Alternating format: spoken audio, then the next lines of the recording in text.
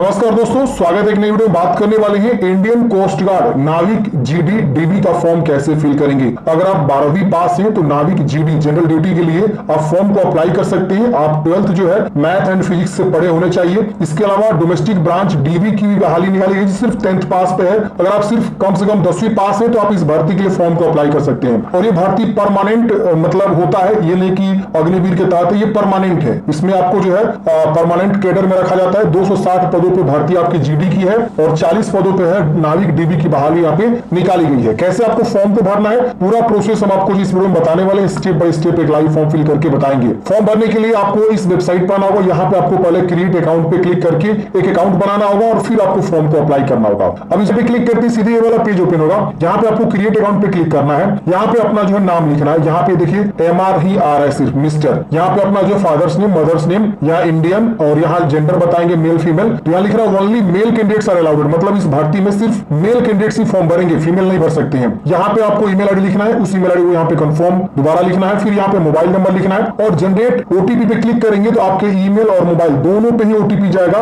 Email वाला OTP यहाँ लिखेंगे, मोबाइल वाला ओटीपी यहाँ लिखेंगे।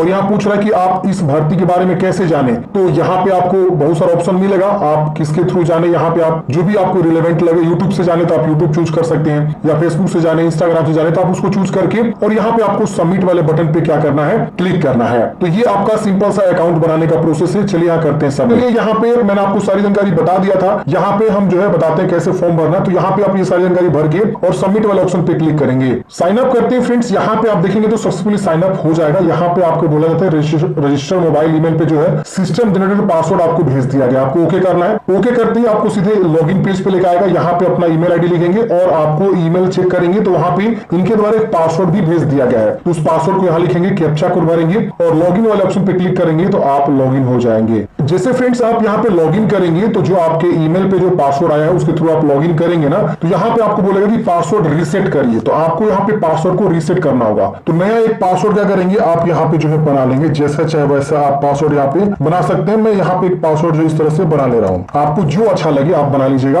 और ध्यान रखना है 8 से 16 कैरेक्टर के बीच होना चाहिए। Upper case, lower case, number, special character use करके आपको पासवर्ड बनाना है। फिर कैप्चा कोड भर के कंटिन्यू करना है। जिसे कंटिन्यू करेंगे फ्रेंड्स आपका यहाँ पे जो है पासवर्ड रीसेट हो जाएगा और यहाँ पे आपका जो इस तरह से वेलकम लिख देगा। अब यहाँ पे आपको फॉर्म को भरना है। तो ये सारे स्टेप्स को आपको कंप्लीट करने, एक एक स्टेप्स को हम आपको समझाएंगे। यहाँ से एडवर्टाइजमेंट आप डाउनलोड कर लेंगे। यहाँ से एडवर्टाइजमेंट भी, यहाँ से भी आपको डाउनलोड करने का देखने को मिल जाएगा। यहाँ पे आप देख सकते हैं ये बैच नंबर दिया हुआ है और यहाँ पे आपको पूरी जानकारी दिया हुआ है एडवर्टाइजमेंट के बारे में। आप यहाँ से भी एक बार जरूर रीड कर लीजिएगा एडवर्टाइजमेंट को फॉर्म भरने से पहले। सिलेक्शन प्रोसेस, हाइट वगैरह भी यहाँ पे सब चीज होता है और कितना दौर होता है, ये सब भी आपको जरूर देख लेना है। और देखिए इसमें सबका एडमिट कार्ड आता है, ऐसा नहीं कि सिर्फ किसी एक का आएगा, नहीं, सबका एडमिट कार्ड आता है क्योंकि इसमें आवेदन शुल्क जो है आपको लगते हैं, ये ध्यान रखना है। अब चलिए यहाँ पे आपको जो है कैसे फॉर्म भरना है, तो यहाँ पे आप इंस्ट्रक्शन पढ़ लेंगे। इसके बाद आप नीचे आएंगे, इसको टिक करना है और यहाँ पे सबमिट का ऑप्शन मिले, इस पे क्लिक करना है। अब अगले स्टेप में यहाँ पे आपको जो इस प्रकार से पर्सनल इंफॉर्मेशन फिल करने का ऑप्शन आएगा। तो यहाँ पे बहुत सारी जानकारी आपको ऑलरेडी फिलअप रहेगा। यहाँ पे आप ऑप्शनल एक है, ईमेल आईडी दूसरा देना चाहते दीजिए वरना छोड़ेंगे। ऑप्शनल कोई दूसरा मोबाइल में देना चाहते दीजिए वरना से छोड़ेंगे।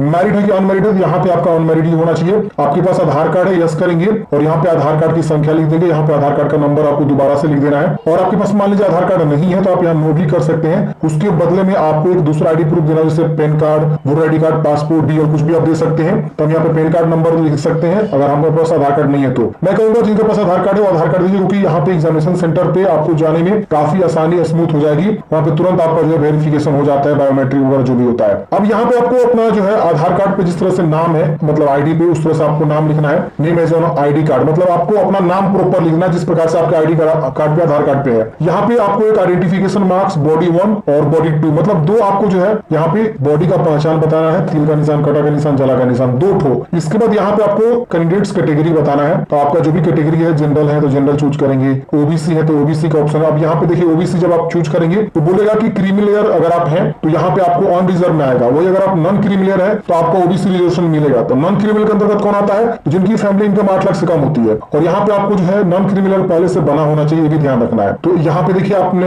यहाँ पे हमने चूज किया कि नॉन क्रिमिनल हम है ओबीसी, तो यहाँ पे पूछ रहा है कि इशू डेट आपका सर्टिफिकेट कब ओबीसी बना हुआ एनसीएल सेंट्रल लेवल का होना चाहिए, क्योंकि जॉब सेंट्रल लेवल का है। तो यहाँ पे हम क्या करेंगे, बता देंगे डेट और कैटेगरी का वैलिडिटी क्या है। तो यहाँ पे पूछ रहा है कि वैलिडिटी डेट मेंशन है उस पर, तो आप इससे चूज करके वैलिडिटी डेट बता देंगे। अगर आपके सर्टिफिकेट पे वैलिडिटी का डेट मेंशन नहीं है तो ये पहला ऑप्शन चूज करेंगे कि हाँ मेरा सर्टिफिकेट में कोई वैलिडिटी डेट मेंशन नहीं है, ठीक है ना। तो इस तरह से अगर आप SC ST है तो अपना SC ST सर्टिफिकेट जो भी है बनवा लेंगे और उसका सर्टिफिकेट का जो है इशू डेट बताएंगे कब आपने सर्टिफिकेट बनवाया और उसका वैलिडिटी है तो बताएंगे, नहीं तो यहाँ पे ऑलवेज वैलिड यहाँ पे चूज कर लेंगे, ठीक है ना। अब यहाँ पे आपको डेट ऑफ बर्थ बताना है, यहाँ से कैलेंडर ओपन करके डेट ऑफ बर्थ चूज करेंगे। यहाँ पे आपको जो प्रूफ क्या देना चाहते हैं डेट ऑफ बर्थ प्रूफ के लिए, तो यहाँ पे आप 10th का मार्कशीट या सर्टिफिकेट कोई भी दे सकते हैं। अगर आप चाहें तो बर्थ सर्टिफिकेट आपके पास है तो बर्थ सर्टिफिकेट दे सकते हैं। अब ये आप चूज कर लेंगे। अब यहाँ पे आपको एज में छूट चाहिए तो ये आपको ऑप्शन है। फी वेवियर यहाँ पे ऑटोमेटिक यस नो में रहेगा, आप इसे चूज रहने देंगे, इसमें कुछ छेड़छाड़ नहीं करना है। यहाँ पे सिलेक्ट एम्प्लॉयमेंट, आप यहाँ पे एम्प्लॉय है तो बताएंगे government sector employ, unemploy, private, नहीं तो अनएम्प्लॉयड चूज करेंगे। अब देखिए यहाँ पे आपको आईडी प्रूफ अपलोड करना है, तो अगर आप आधार कार्ड यहाँ पे दे रहे हैं तो आधार कार्ड अपलोड करेंगे,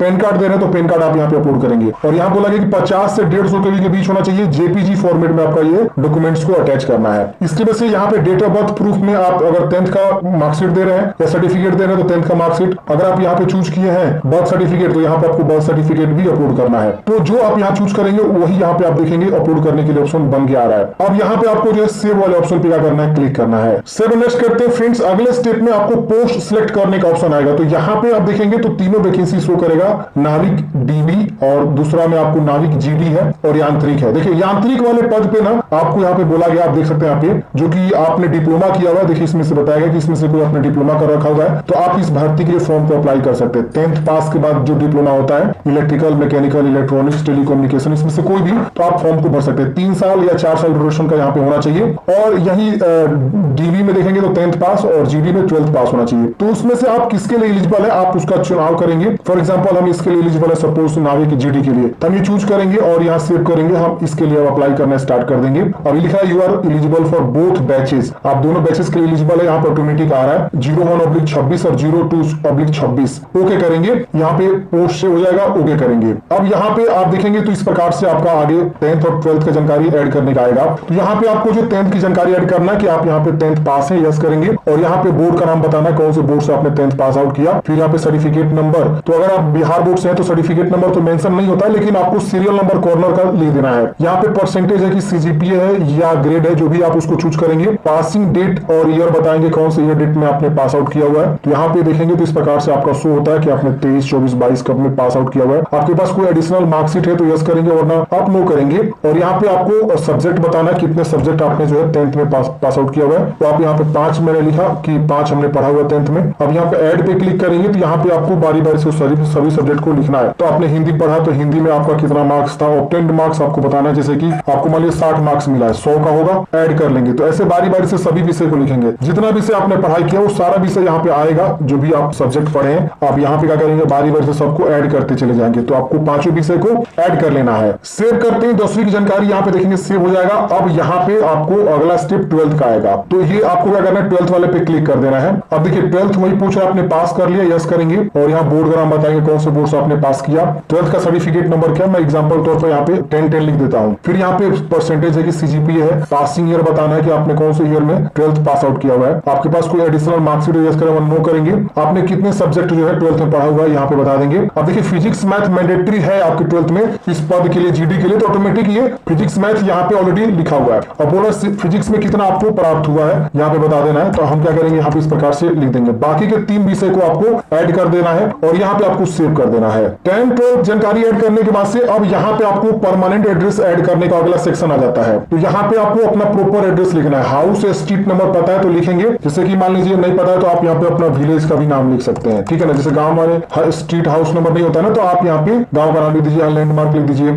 और यहाँ पे छोड़ दीजिए, ये फोन नंबर छोड़ देना है। यहाँ पे अपना स्टेट लिखना है, यहाँ पे डिस्ट्रिक्ट मतलब चूज करने का आ रहा है, चूज कर लेना है। फिर सब डिस्ट्रिक्ट अगर सब डिस्ट्रिक्ट चूज करेंगे और यहाँ पे पिन कोड लिखेंगे, पोस्ट ऑफिस का नाम लिखेंगे। अब यहाँ पे पूछ रहा है प्रेजेंट एड्रेस या करंट एड्रेस, अगर सेम है तो इसको टिक करेंगे, सेम कॉपी हो जाएगा, अलग है तो अलग अलग लिखेंगे। फिर डोमिसाइल राज्य, किस राज्य के निवासी है, फिर डोमिसाइल किस जिला के निवासी है और सर्टिफिकेट नंबर आपको निवास प्रमाण पत्र की सर्टिफिकेट नंबर आपको देना होगा। डोमिसाइल मतलब होता है निवास प्रमाण पत्र, तो निवास आप बनवा लेंगे, डोमिसाइल सर्टिफिकेट बनवा लेंगे। और आप उसका सर्टिफिकेट नंबर लिखेंगे, कब इशू हुआ है वो लिखेंगे, और डोमिसाइल सर्टिफिकेट यहाँ पे आपको चूज कर लेना है, वही 50 से 150 KB के बीच जेपीजी में, इसके भी सेव कर लेना है। अब अगले स्टेप में कुछ एडिशनल इन्फॉर्मेशन आपको देना है। तो यहाँ पूछा कि क्या आपको कभी इंडियन आर्मी, नेवी, एयरफोर्स से आपको कभी जो है डिस्चार्ज किया गया, अगर चार्ज किया गया तो आप यहाँ पे यस करेंगे, वरना आप नो करेंगे। यहाँ पे कुछ क्रिमिनल प्रोसीडिंग के बारे में पूछ रहा है कि आपके अगेंस्ट कोई जो है क्रिमिनल केस वगैरह के बारे में आप यहाँ पे बता सकते हैं अपने अकॉर्डिंग पढ़ेंगे। तो मैं यहाँ पे जो है सबको नो कर देता हूँ कि हमारे अगेंस्ट कोई भी क्रिमिनल केस वगैरह नहीं। कन्विक्टेड किया गया है किसी भी कोर्ट के द्वारा, तो आप पूछ रहा है तो आप यहाँ पे सबको नो कर देंगे, अपने अकॉर्डिंग देख लेंगे। Have you ever been debarred, आपको कभी जो निष्कासित किया गया है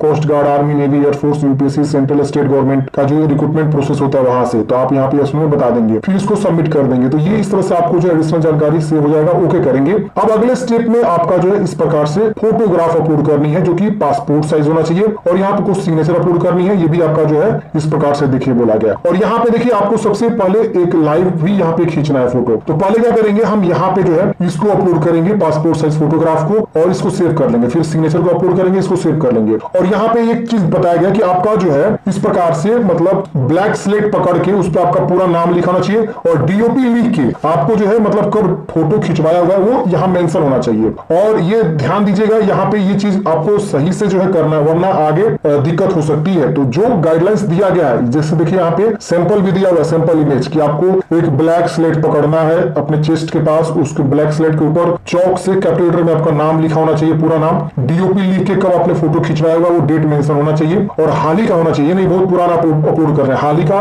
मतलब 1-2 वीक के अंदर भी चल जाएगा, तो इस तरह का होना चाहिए। और जो आपका पासपोर्ट साइज फोटोग्राफ है उसका फोटोग्राफ का जो फाइल नेम होना चाहिए passport_फोटोग्राफ, सिग्नेचर का सिग्नेचर आपका जो है फाइल नेम होना चाहिए, तो ही अपलोड होगा। और यहाँ पे देखिए इस प्रकार से सैंपल भी दिया हुआ है, आप इस पे क्लिक करके सैंपल देख सकते हैं कि इस प्रकार से आपका जो है एक्सेप्टेबल है। ये देखिए, देख रहे हैं ना कितना अच्छा से ये फोटो है इस तरह से, और इस तरह का अगर होता है तो वो एक्सेप्टेबल नहीं है, तो ये ध्यान रखना है। और उसके बाद से आप इसे सेव कर देंगे दोनों को अपलोड करने के बाद से। फिर यहाँ पे आपको नीचे आना है, और यहाँ पे आपको देखिए कैप्चर लाइव इमेज का ऑप्शन आता है। तो आप क्या करेंगे, यहाँ पे जो है एक ऑप्शन मिलता है स्टार्ट कैमरा का, तो मैं यहाँ पे क्या करता हूँ कैमरा को स्टार्ट कर लेता हूँ, ताकि आप लोगों को मैं दिखा सकूं कैसे आपको फोटो खींचना है, और इसी गाइडलाइंस को यूज करना है, और आपका आसानी से फोटो जो है खींचा जाएगा। ठीक है, तो मैं यहाँ पे जो है लाइट थोड़ा जला लेता हूँ ताकि आप लोग अच्छे से बता सकूं। यहाँ पे मैं स्टार कैमरा पे क्लिक करेंगे, यहाँ पे आपको कैमरा का परमिशन मांगेगा, यहाँ पे अलाउ फर्स्ट वाला चूज कर लेंगे, और यहाँ पे देखिए आपका जो इस प्रकार से कैमरा ऑन हो जाएगा। ये देखिए कैमरा शो कर रहा है। अब यहाँ पे आपको क्या करना है, बोल रहा है कि आप जब आंख को ब्लिंक करेंगे ना तो आपका फोटो खींच लेगा। और यहाँ देखिए रेड सर्कल है, अब रेड सर्कल में बोलेगा कि बोल रहा मूव फॉरवर्ड, आपको फॉरवर्ड जाना है। ठीक है ना, देखिए इस प्रकार अब जब फॉरवर्ड होंगे तो आपको यहाँ पे बोलेगा, मतलब वो ऑटोमेटिक आपको बोलेगा मूव फॉरवर्ड। देख रहे ना, अब मैं थोड़ा सा फॉरवर्ड हो रहा हूँ, बोल रहा प्लीज बी इन फ्रेम, यहाँ लिख रहा है ना कि आपको फ्रेम में आना है, बोल रहा मूव फॉरवर्ड। थोड़ा सा फॉरवर्ड होकर थोड़ा सा वेट करना होगा, क्योंकि इसका सॉफ्टवेयर ही ऐसा बनाया गया है, तो आपको थोड़ा सा सही से जो है फ्रेम में आना है। देखिए फ्रेंड्स, चेहरा इतना पे रखिएगा ना, तो यहाँ पे बोल रहे स्टे स्टिल, इस तरह से जब आ जाएगा ना बोलेगा ब्लिंक नाउ, तो ब्लिंक करना है ऐसे आंख को। देखिए मैंने ब्लिंक किया ना, तो ब्लिंक करते ही यहाँ पे आपका अपलोड हो जाएगा। अब यहाँ पे एरर क्या आ रहा है, इसलिए एरर आ रहा है कि बोल रहा है कि पहले आप ऊपर का फोटोग्राफ को अपलोड करिए। तो आपको यही मतलब करना है, यहाँ स्टार्ट कैमरा पे क्लिक करेंगे, तो जो आपका ये फ्रेम बन रहा है ना रेड सर्कल में, इसके एकदम मतलब इस तरह से इतना पास रहना है, क्लोज। बोल रहा है बैक आने के लिए, बैक जाना है। देखिए बोल रहा है कि फॉरवर्ड होइए, फॉरवर्ड करने के लिए। अब बोल रहा है स्टे स्टिल, मतलब यहाँ रुक जाइए। सब चीज ऊपर में इंस्ट्रक्शन चल रहा है, और बोल रहा है ब्लिंक नाउ। जैसे ब्लिंक नाउ करेगा ना तो आंख को पलक को झपकाना है। देखिए ऐसे पलक झपकाएंगे वो कैप्चर कर लेगा। देखिए तो ऐसे ब्लिंक करना है, आपका आसानी से फोटोग्राफ अपलोड हो जाएगा।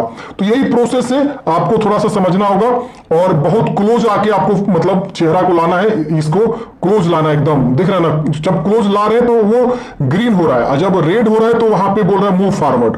देखिए यहाँ पे तो अपने ऑटोमेटिक ये सॉफ्टवेयर आपको डिटेक्ट कर ले रहा है कि कहां पे आप रहिएगा तो हम फोटो खींचेंगे, फ्रेम बढ़िया बन रहा है। और आपको बोल रहा है कि ब्लिंक नाउ, जिसे ब्लिंक नाउ बटन बनेगा तो आपको ब्लिंक कर लेना है। तो ये ऐसे आपको जो है कोस्ट गार्ड का जो फोटोग्राफ को अपलोड करना है, और पहले आप ऊपर वाला अपलोड कर देंगे ये जो बताया गया है, उसके बाद इसको आपको खींचना है, और उसके बाद से यहाँ पे आपको खींचने के बाद से ऑटोमेटिक यहाँ फोटो बन जाएगा, और उसके बाद से आपको सेव कर देना है। तो ऐसे आपको लाइव फोटो जो है क्या करना है फ्रेंड्स, खींचना है। देख रहे हैं ना, इस तरह से बोला पहले आप ऊपर वाला अपलोड करिए। तो चलिए इसे अपलोड कर लेते हैं।